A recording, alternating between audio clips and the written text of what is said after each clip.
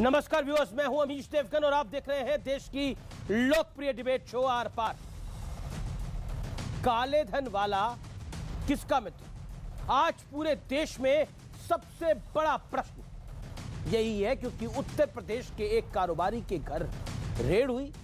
वहां जो कुछ मिला उसे देखकर पूरा देश दंग रह गया और इस समय दंग है। 257 करोड़ कैश, 15 किलो सोना, 50 किलो चांदी, 50 बीघा खेती वाली जमीन। कैश इतना था कि नोट गिनने वाली मशीनें मंगवाई गई। नोट गिनने के लिए बैंक के स्टाफ को भी बुलाना पड़ गया। लेकिन अब यह पूरा मुद्दा सियासी हो चुका है, क्योंकि जिस पीयूष जैन के घर काले धन का यह भंडार मिला है, भारतीय जनता पार्टी उसे समाजवादी पार्टी का बेहद करीबी बता रही है। बीजेपी कह रही है कि यह वही पीयूष जैन है जिसके बनाए हुए समाजवादी इत्र को खुद अखिलेश यादव ने लॉन्च किया था, यानी वो परफ्यूम जिसकी बोतलें हमने सपा के प्रवक्ता के हाथ में भी देखी। दूसरी तरफ समाजवादी पार्टी कह रही है कि अपनी नाकामी को छुपाने के लिए योगी सरकार लगातार झूठ बोल रही है और हम पे झूठा आरोप लगा रही है। तो आज इसी मुद्दे पर होगी देश की सबसे बड़ी बहस। अरबों का सियासी इत्र, आखिर ये इत्र वाला किसका मित्र है? सोचिए, इस देश के अंदर जहां पर बात होती है गरीब की, गुरबे की, जहां बात होती है 2 जून की रोटी की, यानी 2 वक्त की रोटी की, लेकिन वहां पर निकलते हैं छोटा मोटा अमाउंट नहीं, 257 करोड़ रुपए हार्ड कैश। यह कितनी बड़ी खबर है देश के लिए और देशवासियों के लिए।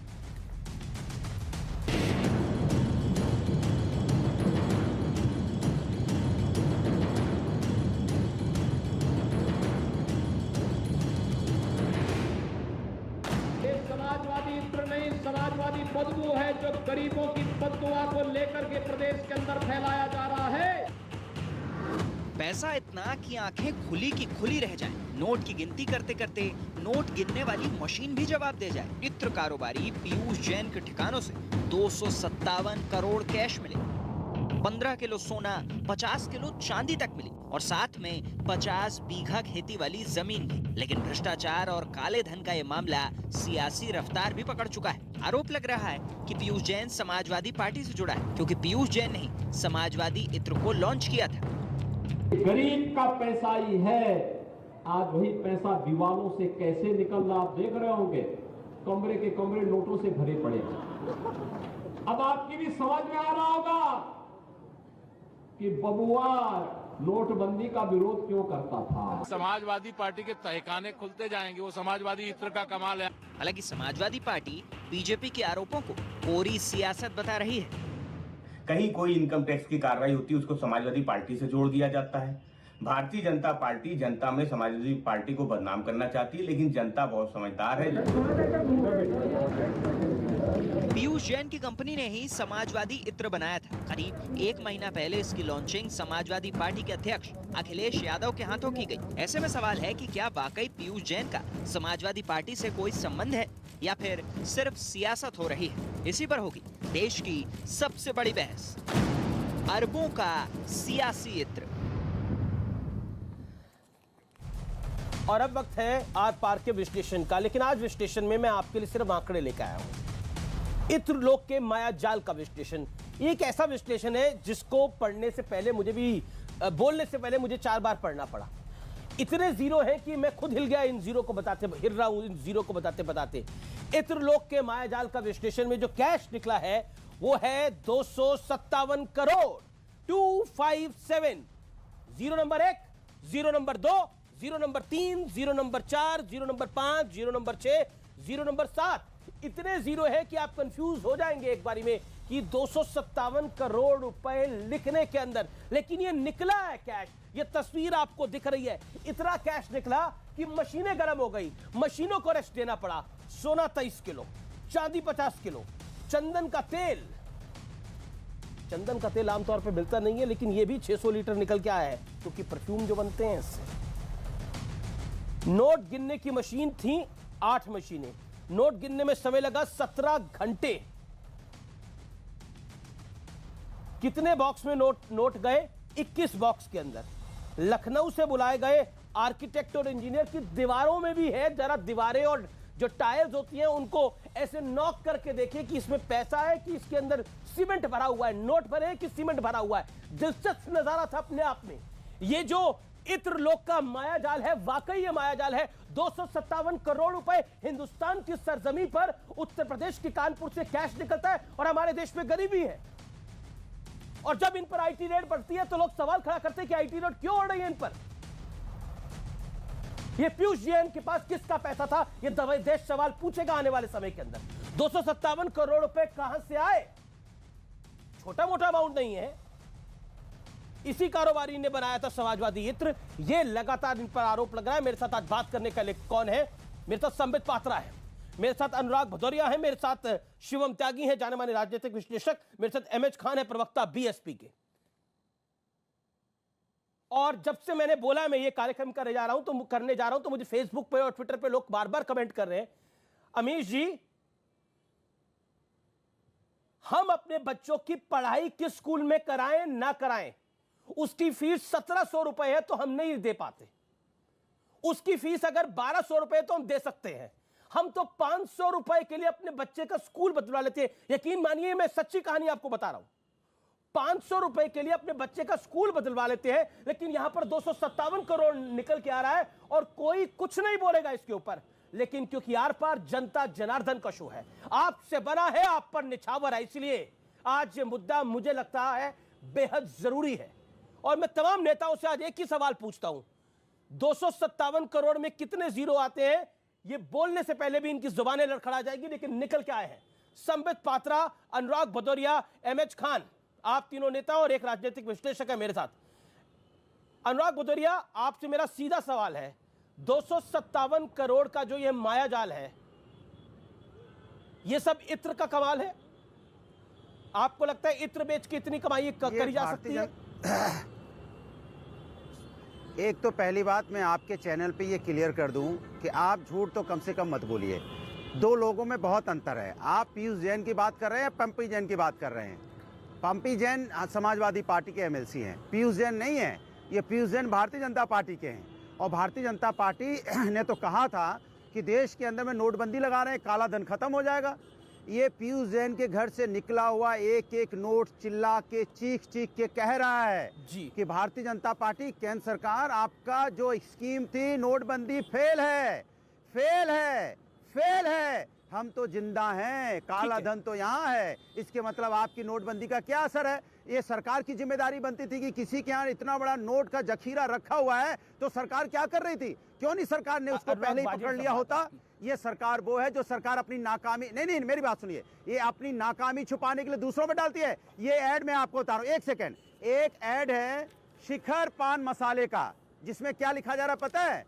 सबका साथ सबका विकास, शिखर पे भारतीय जनता पार्टी। ये रहा, उसके यहाँ भी रेड पड़ी है। ये देखिए ऐड, जूम करके दिखा दीजिए, भारतीय जनता पार्टी का ऐड है और भारतीय जनता पार्टी का शिखर पान मसाला उसका ऐड लगा रहे हैं। जब हम लोगों ने इसको ट्रैक कर लिया, इसको रिट्वीट करना शुरू किया तो उन्होंने डिलीट कर दिया। इसके मतलब भारतीय जनता पार्टी सीधी इन्वॉल्व है शिखर पान मसाले में और इस तरह के जो 257 करोड़ रुपए मिले। अनुराग जी, अगर आप अपनी वाणी को विराम देंगे। अनुराग, आपने बोला कि इस कारोबारी का, आपने बोला इस कारोबारी का हमसे कोई लेना देना नहीं है। वो जो दूसरे किसी और के यहाँ भी रेड पड़ी, शिखर के यहाँ पर रेड पड़ी, उसका भी कोई लेना देना नहीं है, वो बीजेपी का है।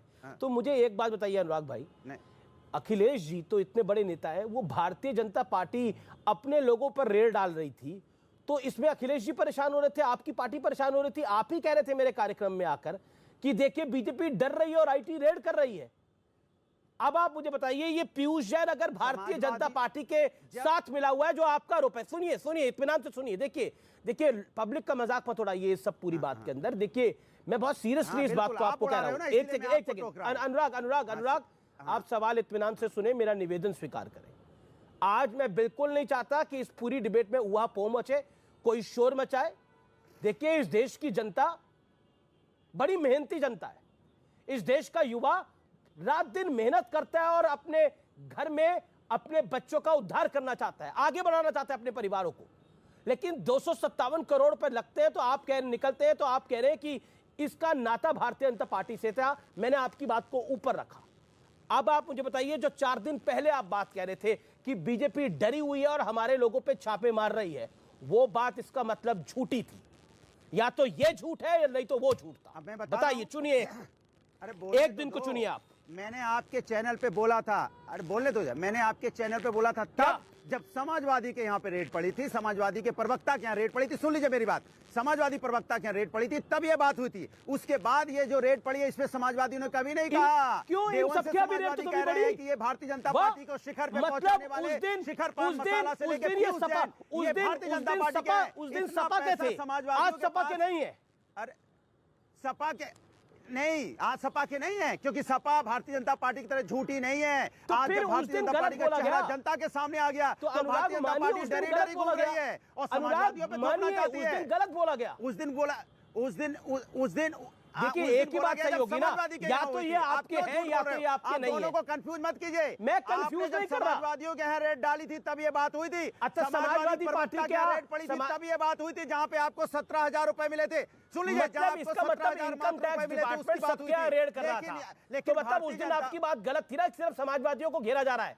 इनकम टैक्स डिपार्टमेंट सबके रेड कर रहा था, जो पकड़ा जा रहा था। मुझे बोलने तो इसका मतलब तो वही है। नहीं, आपको तो मैं बोलने दे रहा हूँ, आप क्या बोल रहे हैं वो तो सोचिए।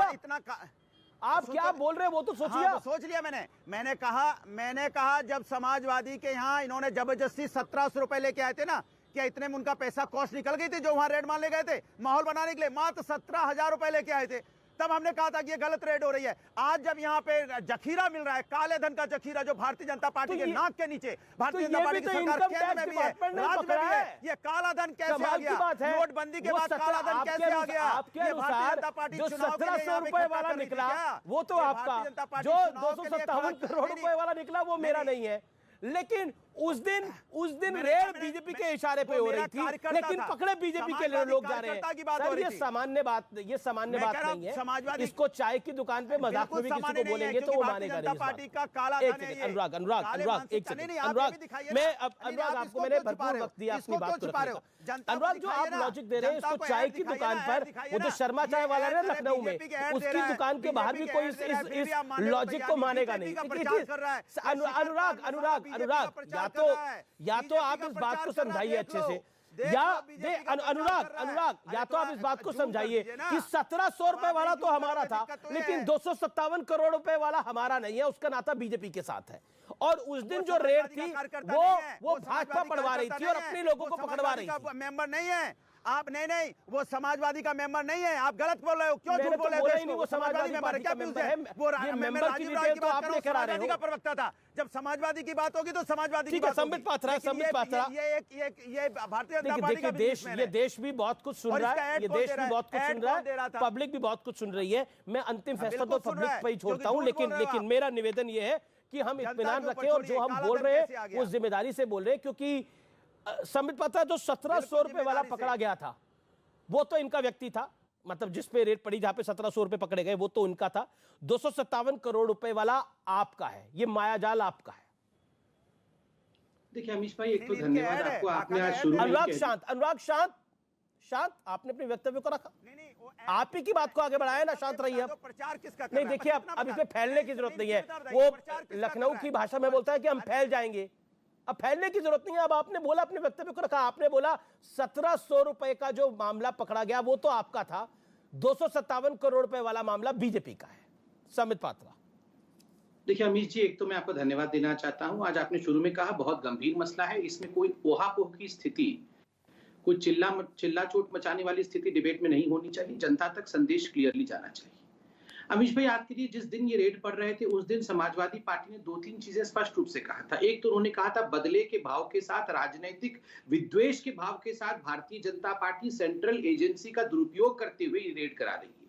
दूसरा उन्होंने कहा था अगर पैसे निकलते तो पैसे कैमरे में दिखाते, अलमारी पैसे से भरे हुए दिखाते। ये जो बैठे हुए हैं अनुराग जी, वो खुद ही कह रहे थे अलमारी भरे हुए दिखाते। अब देखो अलमारी भरे हुए पैसे से दिखा रहे हैं। और ये 1700 नहीं, उस दिन 17,000 रुपए कह रहे थे, इनके प्रवक्ता के लिए 17,000 कह रहे थे, जिन्होंने बाद में 68 करोड़ रुपए स्वयं एक्सेप्ट कर लिया। उनके दूसरे व्यक्ति ने 86 करोड़ रुपए भी एक्सेप्ट कर लिया, किसी तीसरे ने 408 करोड़ रुपए का बोगस एंट्री एकोमोडेशन का बंगाल में वो भी एक्सेप्ट कर लिया, और इस पे भी आपने डिबेट किया था। तो इसलिए ये जितने भी रेड हुए थे कोई भी अकारण रेड नहीं हुए थे। हाँ, कहीं पर 68 करोड़ मिले, कहीं 86 करोड़ मिले, कहीं पर 257 करोड़ मिले। आप विडंबना देखिए, 257 करोड़ इतनी बड़ी रकम है कि उसके सामने ये 100 करोड़ 68 86 ये छोटे रकम लग रहे हैं। दूसरी बात मैं कहना चाहता हूं, और बड़ी शिद्दत के साथ, थोड़ा मुझे 10 सेकंड दीजिएगा।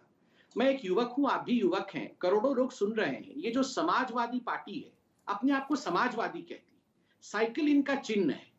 आप याद करिए, चाहे वो आरजेडी हो, चाहे ये पार्टी है, किसी का लालटेन चिन्ह है, किसी का साइकिल चिन्ह है। क्यों है पता है? क्योंकि इनको लगता है कि हमारे नेताओं ने गरीबी के दिन देखे हैं, हमारे नेताओं ने समाजवाद देखा है, और हम न्याय की लड़ाई लड़ रहे हैं। आज बड़े दुख के साथ कहना पड़ रहा है, साइकिल तो केवल चिन्ह के रूप में रह गया है, लालटेन केवल चिन्ह के रूप में रह गया है।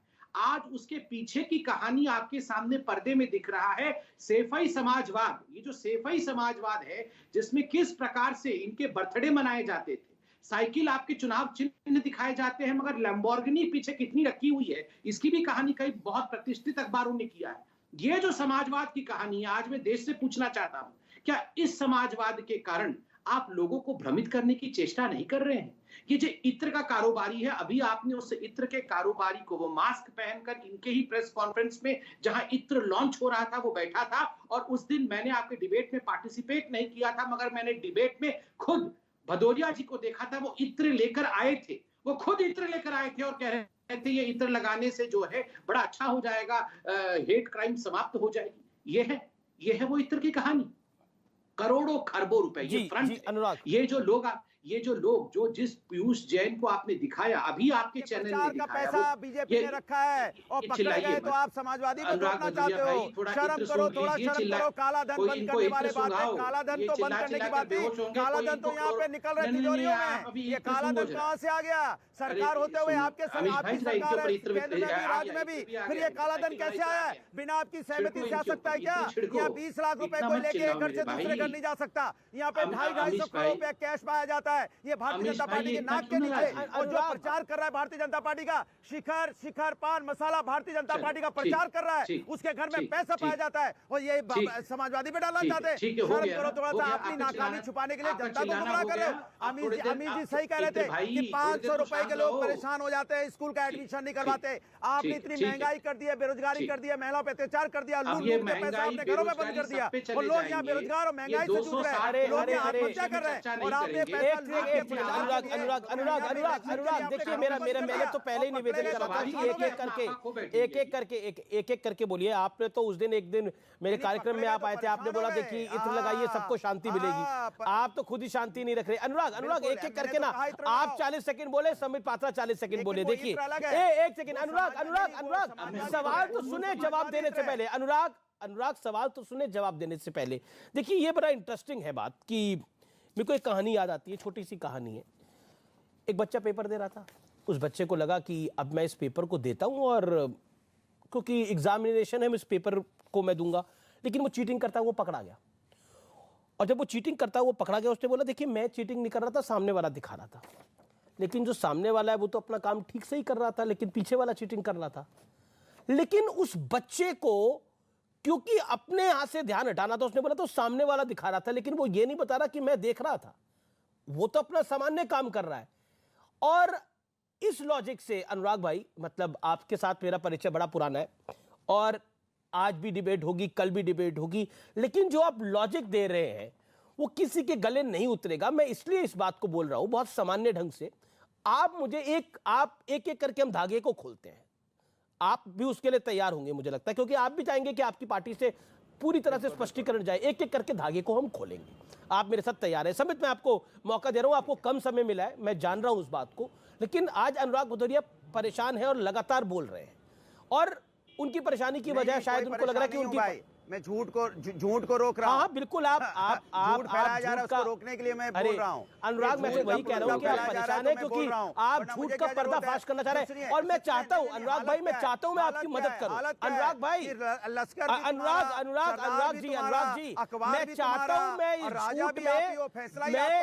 झूठ का पर्दाफाश करने में आपकी मदद करूँ। अनुराग सवाल सुनिए। अनुराग देखिए, आप तो मुझे जानते हैं, मैं तो ऐसे कार्यक्रम नहीं करता। नहीं करो ना, शिखर वाला दिखा दो। अरे बिल्कुल, सारा कुछ दिखा रहा हूं मैं, हर कुछ दिखा रहा हूं। दिखाओ, ऑडियो डाउन करना पड़ेगा। देखिए अब मेरे लिए मजबूरी है, मैं चाहता नहीं था ऐसा हो।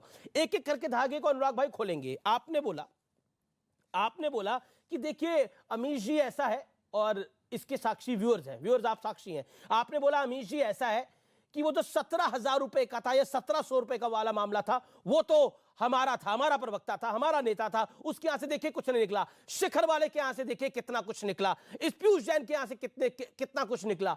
इसका मतलब वो जो आईटी रेड थी वो सियासी नहीं थी। आपने जो एक लॉजिक दिया था वो लॉजिक धराशायी होता है। दूसरा लॉजिक, अगर आप उस दिन कह रहे थे समाजवादी पार्टी के करीबियों पे आईटी रेड पड़ रही है, तो पीयूष जैन पर जब 257 करोड़ रुपए लिख रहे तो बोला नहीं इसे नहीं हम जानते जी, ये कौन है। तो दोनों बातें कैसे हो सकती हैं? एक बात सही होगी, एक बात गलत होगी। इस बात को तो आप भी एग्री करेंगे अनुराग। या तो ये आप बोलेंगे कि उसमें फलानी आधी बात तो सही थी, इसमें फलानी आधी बात सही है। ऐसा होता नहीं है। उस दिन आपने क्या बोला? आपने मेरे कार्यक्रम में आके बोला ये पॉलिटिकल रेड है, बीजेपी डरी हुई है, यही बोला। लगातार 3 दिन आपकी पार्टी ने भी यही बोला। आज आप क्या जवाब दूं? हाँ बोलिए। जवाब दूं? हाँ बोलिए। हाँ, तो मैंने आपको बोला कि जो समाजवादी पार्टी का कार्यकर्ता था, राजीव राय, उस समाजवादी पार्टी का कार्यकर्ता है, पार्टी का स्पोक्समैन है। उसके यहाँ जबरदस्ती रेड डाली गई। ठीक है, आपने रेड डाली, उस पे हमने बात उठाई, लेकिन आप इसको जोड़ दोगे कि हिंदुस्तान में कहीं भी रेड होगी पैसा मिलेगा तो उसको समाजवादी का लेना देना है। यूपी में प्रचार से कहीं नहीं, यूपी में यूपी में कहीं नहीं, यूपी की बात कर रहा हूँ। ठीक है, मैं यूपी बहुत बड़ा है। सुन तो लीजिए आप मेरी बात। नहीं, मेरी बात पूरी नहीं हुई। और शेखर गुप्ता, नहीं हाँ पूरी कर लूँ। और शेखर गुटका वाला यहाँ पे जिसके यहाँ रेड पड़ी है वो बीजेपी का प्रचार कर रहा है, बाकायदा उसका प्रचार ट्विटर हैंडल पे लगा हुआ है, सबका साथ सबका विकास। बीजेपी को शिखर पे ले जा रहे हैं और शिखर बाकायदा प्रचार कर रहा है। तो ये बीजेपी का आदमी नहीं हुआ, और वो लोग आपस में दोस्त हैं, दोनों की रेड पड़ी है। बीजेपी की सरकार ने पकड़ा है कि एक सेकंड आप ये कह रहे हैं अनुराग भाई, आप कह रहे हैं कि बीजेपी का आदमी, एक सेकंड अनुराग एक एक करके ना धागा पूरा खोलेंगे, पूरा धागा खोलेंगे। आप कह रहे हैं कि बीजेपी का आदमी सरकार ने पकड़ लिया, मतलब इनकम टैक्स ने पकड़ा है, उसके यहाँ से भी निकला है, हाँ है ना, यही कह रहे हैं ना? बिल्कुल बीजेपी का है। यानी फ्री एंड फेयर काम हो रहा है, यानी फ्री एंड फेयर काम हो रहा है आपका। मेरी बात सुन लीजिए, यानी फ्री एंड फेयर काम हो रहा है, बात कर लूं, यानी फ्री एंड फेयर काम हो रहा है। अच्छा मैं बात कर आप खुद एक्सेप्ट कर रहे हैं कि बीजेपी के आदमी को क्या भी रेड पड़ रही है। फ्री एंड फेयर है, अब फ्री एंड फेयर है। अब सुन लीजिए, क्योंकि हो सकता है, ऐसा भी हो सकता है कि बीजेपी ने कुछ डिमांड किया हो, उसने ना दिया हो, तो चलो भैया ये बीजेपी की आपस की साठगांठ है। अच्छा, ये उनको सब मालूम है पैसा कहाँ है, इसलिए वो रेड कर रहे हैं। किसी से कुछ डिमांड किया उसने दिया, समित पात्रा जवाब आपने डिमांड किया उसने नहीं दिया तो आपने रेड करा दिया। ये एक नया तंत्र है, ये एक नया तंत्र हो सकता है इस देश में, होता हो पहले ही, अभी भी हो रहा है क्या? ओके, ये आपने बोला, ये आपने बोला ना, ओके, ये निकल गया मुंह से, ये अनुराग भाई निकल गया मुंह से। कुछ डिमांड किया हो और रेड पड़ गई हो, कुछ डिमांड किया और तो रेड पड़ गई हो। समित पात्रा जवाब, देन एमएच खान, अब बोल गए, अब आप बोल गए, अंदर की बात बोल गए, अंदर की बात बोल गए अनुराग भाई। आ जा बातों में बहुत बड़ी बात बोलती है और बड़ी दूर तक जाएगी ये बात। देखिए अमीश भाई, आज मुझे लगता है आपको ज्यादा चांस अनुराग भदौरिया को देना चाहिए। ये अनुराग भदौरिया अपने आप को अभी 1 घंटे के अंदर पूरा एक्सपोज कर देंगे, कोई डिबेट की आवश्यकता नहीं है। अनुराग भदौरिया जी का एक बहुत अच्छा गुण है, वो निरंतर बोलते हैं, बिना सांस लेके बोलने की क्षमता इस धराधाम में मात्र एक प्राणी को है, और उनका नाम है अनुराग भदौरिया। वो श्वास नहीं लेते हैं, वो लगातार अनर्गल बोलते जाते हैं, और इसी में वो सारा एक्सेप्ट कर लेंगे। अभी आप देखते जाइए क्या होता है। अब चोर पकड़ा जाता है तो चोर को पुलिस पूछती है बताओ तुमने कैसे, तो वो एक झूठ बोलता है, फिर झूठ, अंततः इतने झूठ की गुत्थियां हो जाती हैं कि वो इतनी उलझ जाती हैं कि वो सत्य अपने आप प्रतिपादित हो जाता है। अनुराग भदौरिया के साथ यही होने वाला है। ये सारे लोग कह रहे थे कि ये 5-6 रेड पड़े थे, कोई एक राजीव राय के घर रेड नहीं पड़ा था। एक साथ 5-6 रेड पड़े थे और सभी रेडों को मिला करके अखिलेश जी ने प्रेस कॉन्फ्रेंस करके कहा था कि उत्तर प्रदेश में ये जितने रेड पड़े हैं वो सारे वैमनस्यता के मानसिकता के साथ, बदले के भाव के साथ, समाजवाद को बदनाम करने के लिए ये रेड पड़े हुए हैं। नंबर 1। नंबर 2, उन्होंने यह भी कहा था और राहुल गांधी ने भी कहा था कि भारतीय जनता पार्टी तो पूंजीपतियों के साथ है, वो तो ये खाली प्रवक्ता के घर में और छोटे छोटे जो कारोबारी हैं उनके घर में रेड डालती है, पूंजीपतियों को तो वो छोड़ देती है। अखिलेश जी ने भी कहा था पूंजीपतियों के ऊपर तो किसी प्रकार का हमला नहीं होता है। अब ये कह रहे हैं कि ये तो बीजेपी का पूंजीपति था, मतलब चित भी मेरी पट भी मेरा। ऐसे कैसे होगा? ऐसे कैसे होगा? आप बताइए, खुद ये कह रहे थे पूंजीपति। अब पूंजीपति पकड़ा गया है, ये किसका पूंजीपति है? अगर आप कहेंगे बीजेपी का पूंजीपति है तो आप जो कहते हैं अभी तक कि हम पूंजीपतियों की पार्टी है, फिर तो उल्टा पड़ जाएगा। देखिए अमीश भाई, एक बात समझ लीजिए, ये जनता जनार्दन, आप तो पूंजीपति, आप इनको कहिए, इसमें झूठ क्या है? इत्र मेरे इत्र वाले भाई, आप थोड़े दिन पहले इत्र बेच रहे थे, अभी ये तो सही, अभी उन्हीं के इत्र को बेच रहे थे आप मीडिया चैनल में। नहीं, कोई इत्र की जरूरत नहीं है। और नहीं, बदबू छिपाने के लिए आप फैलाते हो, लगाओ, कम से कम प्रोपेगेंडा झूठा फैलाने से रोका जाएगा, क्योंकि आप हार का डर इसके सता दे रहा है। भाई 250 करोड़ रुपए काला धन मिलेगा और समाजवादी का नाम लोगे, प्रोपेगेंडा झूठा फैलाओगे, क्योंकि सरकार आपकी दोनों जगह सरकार फेल हो गई। नोटबंदी में सरकार फेल है, आप कहिए सरकार फेल हो गई नोटबंदी में, आप बोलिए नोटबंदी गलत डिसीजन था, काला धन अभी भी मौजूद है, न जाने कितना काला धन अभी भी मौजूद है। आवश्यकता नहीं है। देखिए बीएसपी को भी आने दीजिए चर्चा के अंदर, ठीक है अनुराग। ओके, एमएच खान, ये जो इत्र लोक का मायाजाल है, इस पर आपका क्या वक्तव्य है? ये सामान्य बात है 257 करोड़ निकलना, और आपने भी अखिलेश जी की प्रेस कॉन्फ्रेंस देखी होगी उस दिन, आपका क्या कहना है? नहीं, मुझे तो लग रहा है कि आपको बीजेपी या समाजवादी पार्टी का ही मुकाबला कराना है। हमको तो बिला वजह बुला लिया आपने। कितना टाइम हो गया, आप बोलने नहीं दे रहे हैं, आप बुला रहे नहीं हैं। बोलिए, क्या मतलब इसका होता है? फेयर रहिए ना। अगर आप डिबेट कर रहे हैं तो डिबेट में फेयर रहिए। देखिए आज विषय क्योंकि सपा और भाजपा का है, इसलिए उन्होंने पहले टाइम लिया। आप अपने वक्तव्य को 1-to-1 कर देते ना, आप अपनी बात 1-to-1 कर दे भाई। अमित जी 1-to-1 कर लेते, फिर हम लोग की जरूरत नहीं थी बुलाने की। आपकी जरूरत है, कर लेते, बुलाया है पूरे दूसरा देख नहीं बुलाया तो कैसे बुलाया है? इस तरह से बुलाया थोड़ी है कि हाँ खाली भारतीय जनता पार्टी। मैं मेरी बात सुनिए, आप देखिए अभी तक जो बात, हाँ देखिए ऐसा है कि समाजवादी पार्टी के नेताओं के ऊपर छापा पड़ा था और पैसे भी मिले थे, ये बात सही है, और ये भी छापा पड़ा है। अब सवाल इस बात का है, आपने शुरू में ये कहा था कि 40 किलो सोना मिला हुआ है, 40 किलो सोना, 50 किलो चांदी, 23 किलो सोना, 50 किलो चांदी, 50 किलो जी। 22 जो सोना मिला हुआ है अमीश देवगन जी, उस पर हॉल मार्क कहाँ का लगा हुआ है? उस पर हॉल मार्क विदेश का लगा हुआ है, विदेशी हॉल मार्क लगा हुआ है, इंडियन नहीं है। तो ये सवाल उठता है, संबित पात्रा जी जवाब देंगे कि विदेश से ये सोना कैसे आया, हवाई जहाज से आया कि पानी जहाज से आया, कि इसमें किसी की मिली भगत थी? और अगर मिली भगत थी तो क्या एयरपोर्ट पर जो एजेंसियां होती हैं उस पर जांच कराएंगे, या जहाज से जो सामान आता है उस पर जांच कराएंगे? ये देश में आया कैसे? इसका मतलब देश सुरक्षित नहीं है।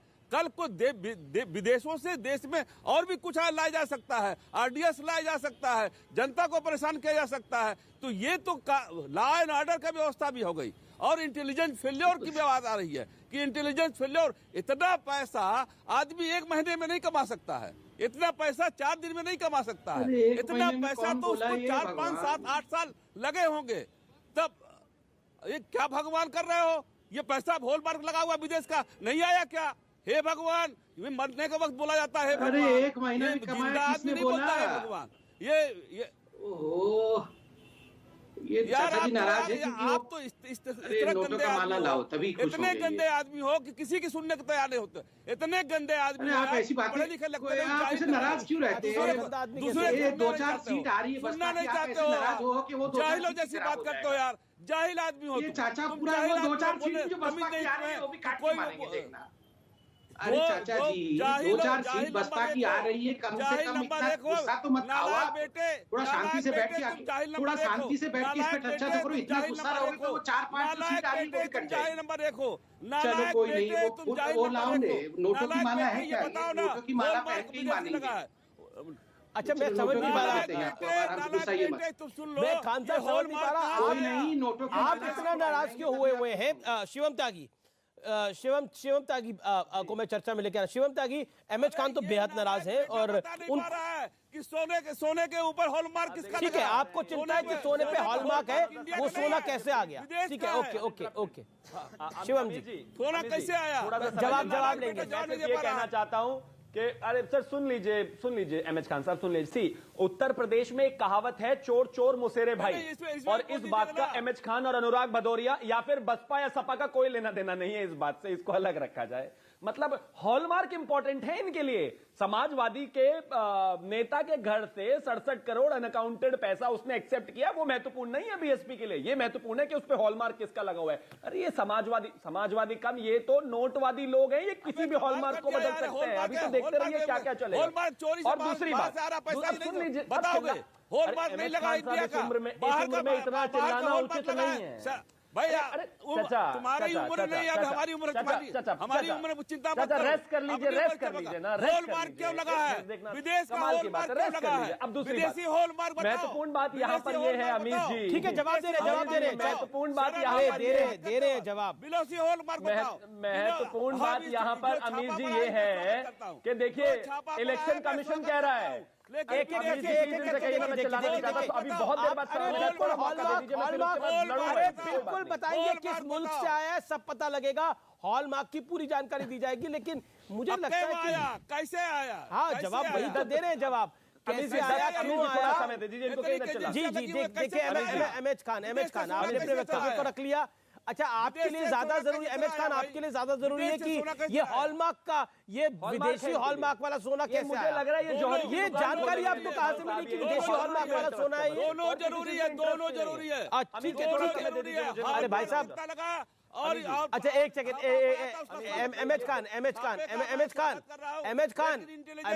एमएच खान शांत। ओके शिवम त्यागी बोलिए।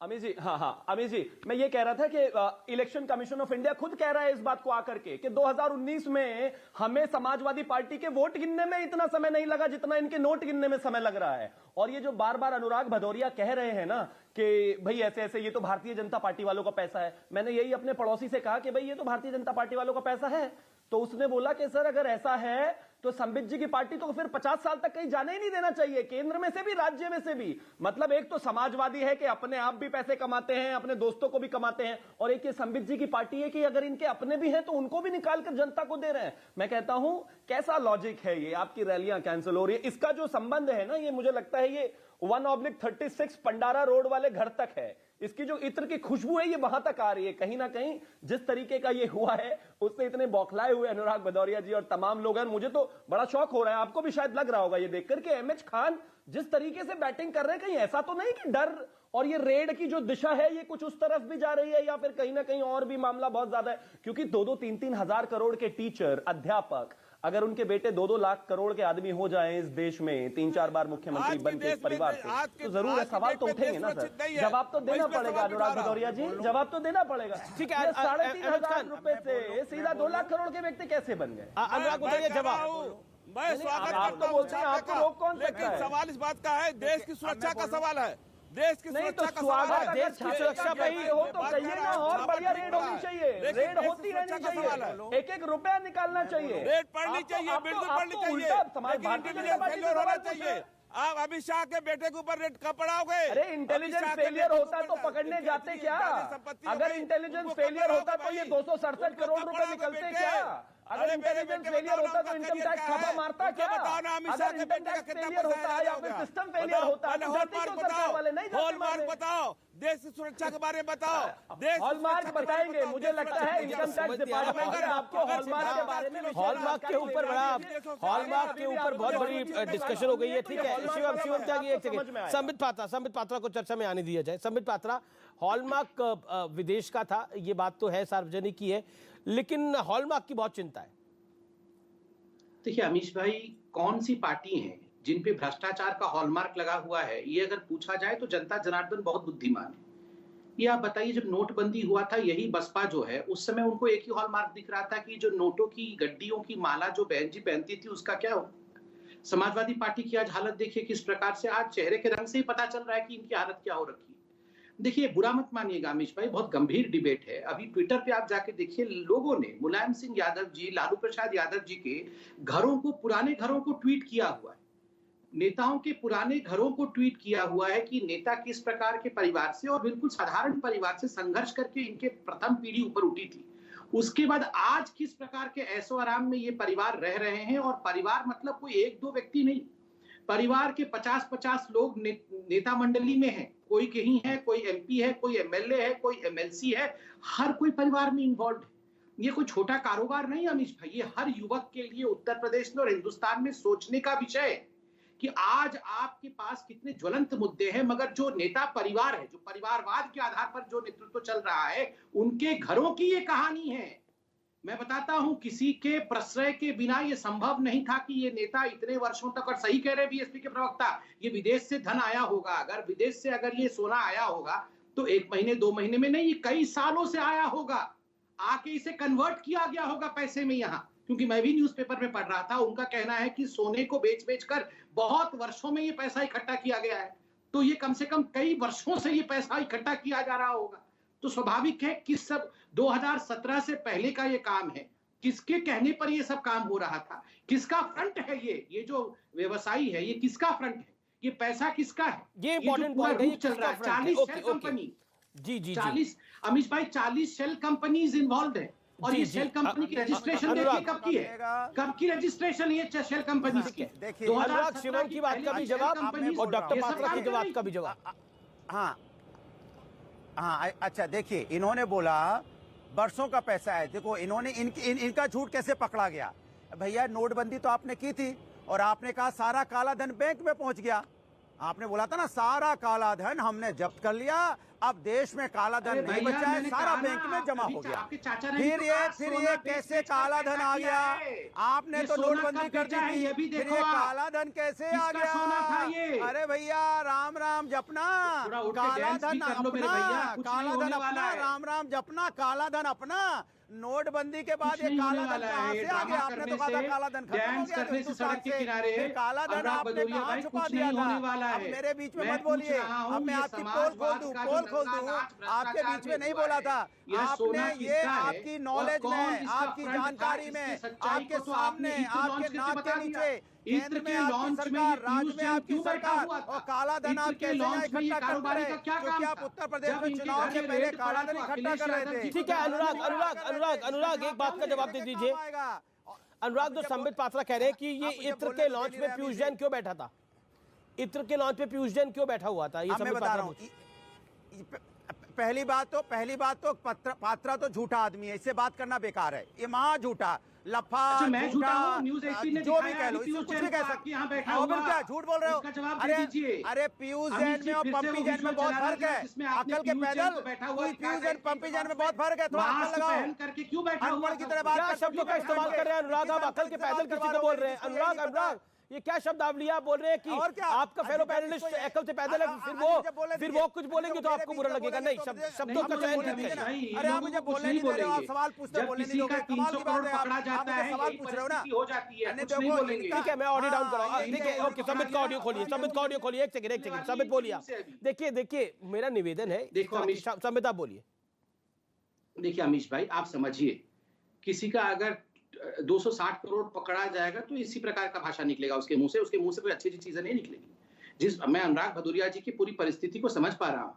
ये जो परेशानी अभी समाजवादी पार्टी के तमाम प्रवक्ता, उनके बड़े नेताओं का हो रहा है, आदरणीय अखिलेश जी को क्वारंटाइन भी होना पड़ा है, यह भी ट्विटर में चल रहा है। मैं तो उनके स्वास्थ्य की कामना करता हूँ, पूरे परिवार की स्वास्थ्य की कामना करता हूँ, मगर ट्विटर में चल रहा है कि बहुत प्लानिंग अभी समाजवादी पार्टी के अंदर चल रही है, क्योंकि कहीं ना कहीं समाजवादी पार्टी सत्ते में है। और ये गंभीर मसला है अमीश भाई, ये कोई छोटा मसला नहीं है।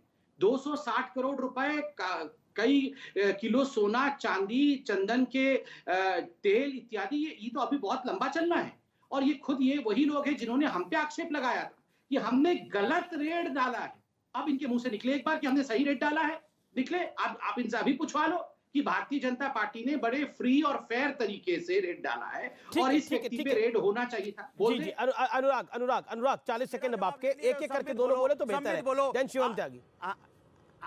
अच्छा, मैं बोल रहा हूँ, अच्छा मुझे बोलने दीजिए। देखिए भारतीय जनता पार्टी के जो प्रवक्ता अक्ल के पैदल इसलिए हैं कि उनकी आंखों को चश्मा लगवाओ। पहले पंपी जैन और पीयूष जैन में फर्क समझे। वो पंपी जैन थे, पीयूष जैन नहीं थे, समाजवादी पार्टी के एमएलसी है। और सुनिए, बिल्कुल जरूरत है। और सुनिए, मेरे बीच में मत बोलिए, मेरे बीच में मत बोलिए। और जो सोना विदेश से ला रहे हो भैया, केंद्र सरकार के माध्यम से तो आया होगा ना, तो वहां पे झुंझुना बजाने के लिए वहां पे बैठी है एजेंसी आपकी, जो केंद्र सरकार के सामने से कहां से इंपोर्ट होके आ गया, कैसे इंपोर्ट हो गया है? बिना आपकी परमिशन के नहीं आ सकता, बिना सरकार की, केंद्र सरकार की परमिशन से इंपोर्टेड सोना नहीं आ सकता हिंदुस्तान के अंदर में। इसके मतलब आप अपनी जिम्मेदारी से भाग रहे हो, पकड़े गए। ओके, शिवम त्यागी, आप कहां? ये केंद्र सरकार का दोष है, इतना पैसा इकट्ठा हो गया, इतना सोना आ गया है। और सुनो, ओके ओके, ठीक है, आपने जो लॉजिक दे रहे हो जनता भी सुन रही है, ठीक है शिवम, आप मुस्कुरा रहे हैं शिवम जी।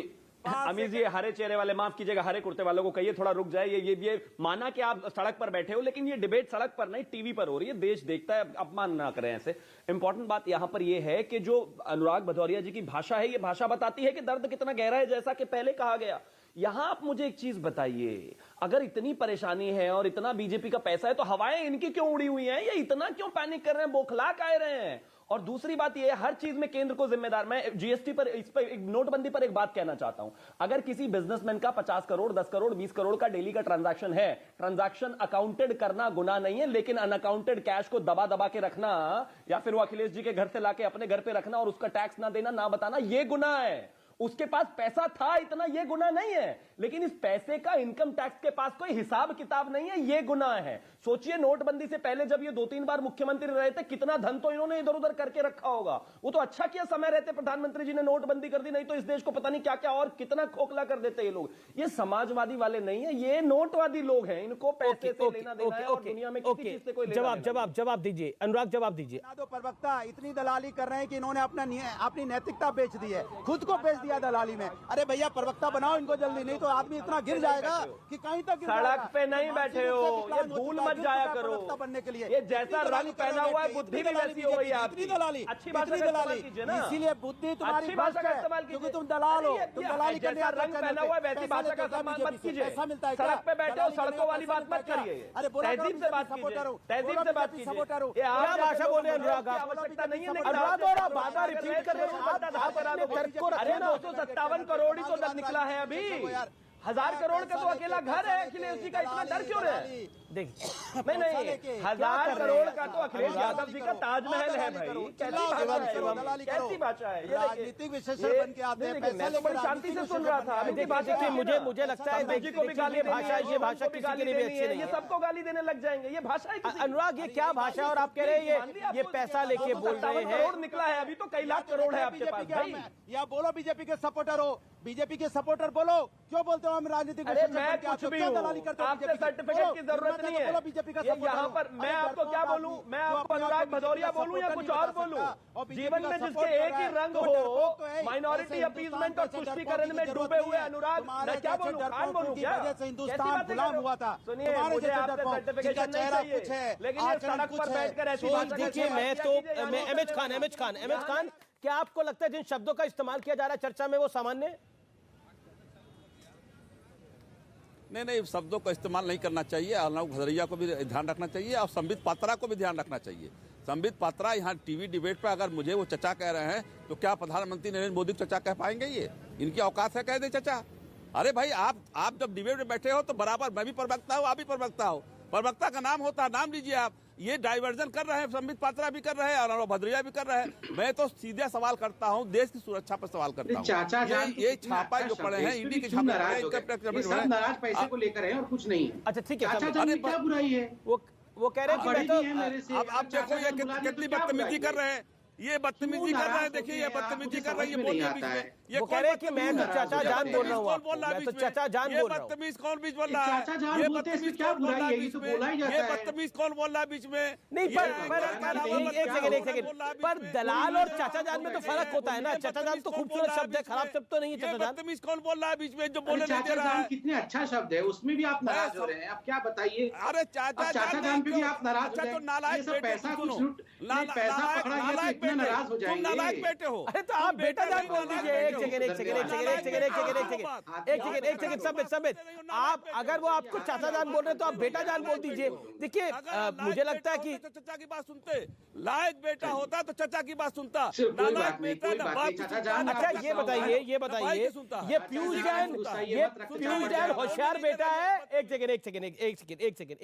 सेकंड सर ये पीयूष जैन होशियार बेटा है या खराब बेटा है? पीयूष जैन जिसके बाद 260 करोड़ निकल रहे हैं, होशियार बेटा ही है? तो ये 260 करोड़ निकल रहे हैं। मैं कह रहा हूं कि मैं फिर मेरी बात सुनिए। आप दुनिया में हर चीज की बात कर रहे हैं, पीयूष जैन की बात कर रहे हैं। छापा पड़ा है, सुनिए मैं कह रहा हूं सुन तो लीजिए ना कि ये जो छापे पड़े हैं वो ठीक पड़े हैं, लेकिन लेट पड़े हैं छापे। अच्छा। अभी तक इंटेलिजेंस क्या कर रही थी? पकड़ना चाहिए था, पहले पकड़ना चाहिए था। इतना रुपया इकट्ठा कर लिया तब पकड़ा। और दूसरा मेरा सवाल है, देश की सुरक्षा का सवाल है। देश की सुरक्षा है कि बाहर से कोई अवैध सामान ना। ठीक है, मैं ब्रेक के लिए रुक रहा हूं। देश की सुरक्षा पर सवाल है, लेकिन छापे जो पड़ रहे हैं वो ठीक पड़ रहे हैं, बीएसपी का ये मानना है। लेकिन समाजवादी पार्टी कह रही है कि इससे हमारा कोई लेना देना नहीं है। भारतीय जनता पार्टी कह रही है कि अगर लेना देना नहीं है तो शोर क्यों उस दिन मचाया था। बड़ा जबरदस्त ये इत्र का माया जाल है। लेकिन ये जो सियासी इत्र है ये वाकई बहुत बड़ी फिक्र बनने वाली है आने वाले समय में। मैं एक अंतराल के लिए रुक रहा हूं।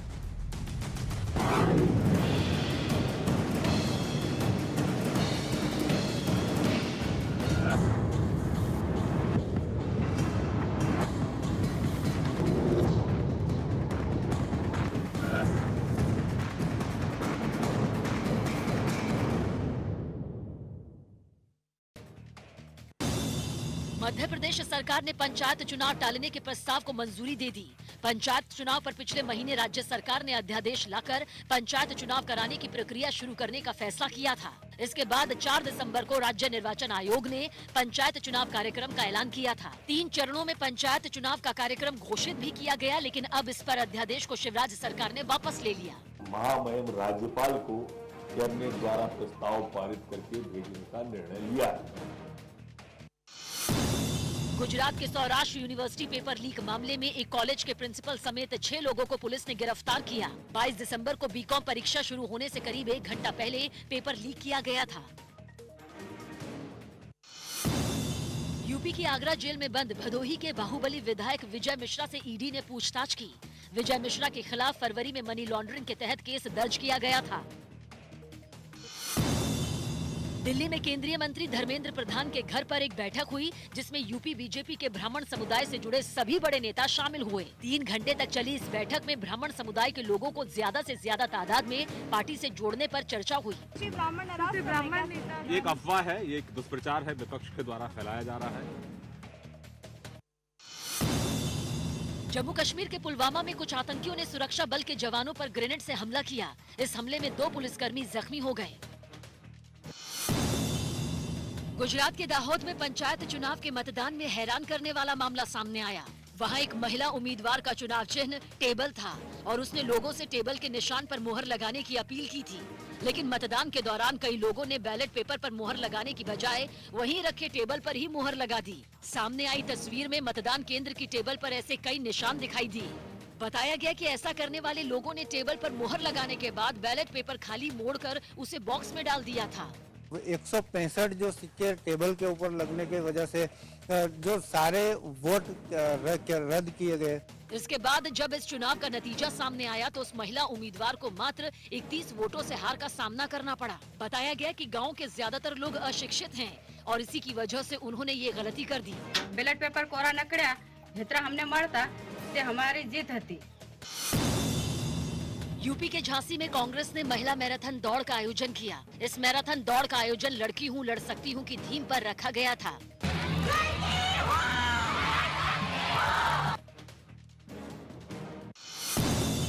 यूपी के सीएम योगी आदित्यनाथ ने प्रयागराज में प्रधानमंत्री आवास योजना के तहत बनने वाले मकानों का शिलान्यास किया। ये मकान उस जमीन पर बनाए जा रहे हैं जिसे पूर्व सांसद अतीक अहमद के कब्जे से छुड़ाया गया है। पेशेवर माफिया और अपराधियों की जमीनों को कब्जों से मुक्त करके उन पर गरीबों के लिए आवास बनाए जा रहे हैं। हरियाणा के अंबाला में एक चर्च में लगी ईसा मसीह की मूर्ति तोड़ने के मामले में जांच शुरू कर दी गई। आरोप है कि क्रिसमस की रात कुछ लोगों ने इस घटना को अंजाम दिया। जो भी इसके लिए रिस्पॉन्सिबल है उनके खिलाफ हम जल्द कार्रवाई करेंगे। कारोबारी पीयूष जैन के कानपुर और कन्नौज के ठिकानों पर आयकर विभाग के छापे में अब तक 257 करोड़ रुपए के कैश के साथ 15 किलो सोना और 50 किलो चांदी बरामद किए गए। प्रधानमंत्री नरेंद्र मोदी ने कार्यक्रम मन की बात के जरिए देश को संबोधित किया। पीएम ने इस कार्यक्रम में कोरोना के नए वेरिएंट का जिक्र करते हुए लोगों को इससे सावधान रहने की हिदायत दी। हमारी सामूहिक शक्ति ही कोरोना को परास्त करेगी। तेलंगाना के मुलुगु के स्टीफन नाम के सीआरपीएफ के एक जवान ने अपने साथी उमेश चंद्रा पर गोलियां चला दी। इसके बाद उसने खुद को भी गोली मार ली। इस घटना में जवान उमेश चंद्रा की मौत हो गई, जबकि स्टीफन बुरी तरह जख्मी हो गया। गृह मंत्री अमित शाह यूपी के कासगंज में जन विश्वास यात्रा में शामिल हुए। इस दौरान अमित शाह ने समाजवादी पार्टी और बहुजन समाज पार्टी पर निशाना साधा।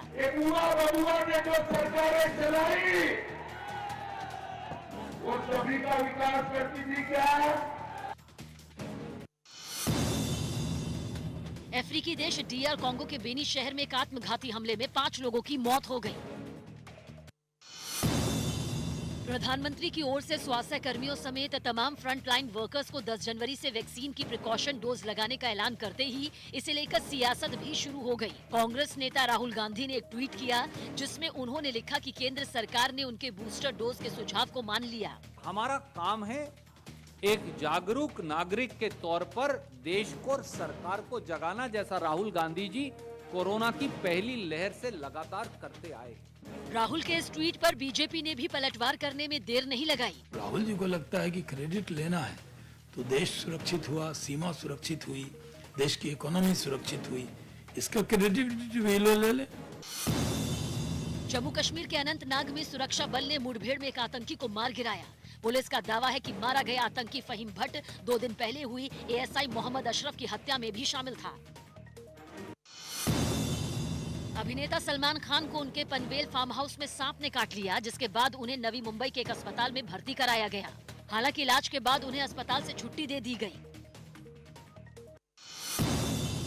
देश में ओमिक्रॉन के लगातार बढ़ते मामलों के बीच यूपी, एमपी, गुजरात, हरियाणा और असम के बाद कर्नाटक में 28 दिसंबर से 10 दिन के लिए नाइट कर्फ्यू लगाने का ऐलान किया गया। झारखंड के हजारीबाग में गैस लेकर जा रहा एक टैंकर पलट गया, जिसके बाद उसमें जोरदार धमाका हुआ और फिर वो टैंकर आग की लपटों में घिर गया। इस हादसे में 3 लोगों की झुलस। वेलकम बैक, आप देख रहे हैं आर पार। संबित पात्रा, देखिए आप सेंटर में भी है और आप लखनऊ में भी है, यानी उत्तर प्रदेश में भी है। क्या आपको लगता है ये जो पूरा मामला आया है जिसका पॉलिटिकल मीनिंग निकाले जा रहे हैं क्योंकि चुनाव है, क्या टाइमिंग पर सवाल है? देखिए अमीश भाई, सवाल किसी पे नहीं है और ये हम 2-4 लोग बैठ के डिबेट कर रहे हैं। जनता जनार्दन होती है, उसकी बुद्धि बहुत तीक्ष्ण होती है। भ्रष्टाचार का अर्थ क्या है, किन पार्टियों ने भ्रष्टाचार किया, उत्तर प्रदेश को आज गर्त तक लेने का काम किन पार्टियों ने किया हुआ है, ये सब जनता जानती है। अमीश भाई, ये सफाई बहुत आवश्यक है। देखिए हर फ्रंट पे सफाई की आवश्यकता है। तुष्टीकरण की सफाई करनी है, भव्य राम मंदिर बनाना है, नेताओं द्वारा समाजवाद के नाम पे ये जो लूट खसोट मचाया जा रहा है उसकी भी सफाई करनी है। और ये कोई एक दिन की लड़ाई नहीं है। ये जो लोग चिल्ला रहे हैं डिमोनेटाइजेशन कर दिया, क्यों नहीं एक दिन सब कुछ समाप्त, एक दिन की लड़ाई नहीं है। ये लड़ाई कुछ समय लगेगा और धैर्यपूर्वक ये लड़ाई लड़ना है। और ये जो सैफई समाजवादी पार्टी के लोग हैं, और माफ करिएगा, मायावती जी ने भी नोटों का माला पहना था, उस समय भी भ्रष्टाचार लोगों ने सबको अपना राह दिखाया। ओके अनुराग, बीजेपी कह रही है ये सफाई समाजवाद है जो एक्सपोज हो गया पूरी तरह से। सफाई समाजवाद का सफाया जिस आदमी, देखिए भारतीय, एक मिनट मैं बोलूं मैं आपके बीच में, भारतीय जनता पार्टी को पीयूष जैन और पंपी जैन में जब फर्क समझ में नहीं आता है तो ये हिंदुस्तान को कहां आगे ले जाएंगे, उत्तर प्रदेश को कहां आगे ले जाएंगे। तभी तो हेल्थ में उत्तर प्रदेश सबसे 50 नंबर पे आया। तभी तो संबित जी आज किसी डिबेट में जा नहीं रहे जहां गांधी जी को गाली दी जा रही है। तभी तो भागे भागे घूम रहे हैं। महात्मा गांधी के कातिल के जिंदाबाद पे आप कुछ बोलने को तैयार नहीं होते। क्यों? क्योंकि आपको पहचान ही नहीं है। पंपी जैन में और पीयूष जैन में नहीं पहचान रहे, झूठा हवा बना रहे हो। लेकिन अनुराग 10 सेकंड में बताइए, 10 सेकंड में बताइए, उस दिन गलत बोला गया या आज गलत बोला जा रहा है? जनता वोट के पॉलिटिकल रेट थी या नहीं थी? फिलहाल इतना ही करीब 1 दर्जन नोट गिनने वाली मशीन लगी। बैंक अफसरों को बुलाया गया, सामान्य बात है क्या? आज की चर्चा का निष्कर्ष यही है कि 257 करोड़ किसके थे। फिलहाल इतना ही, नमस्कार।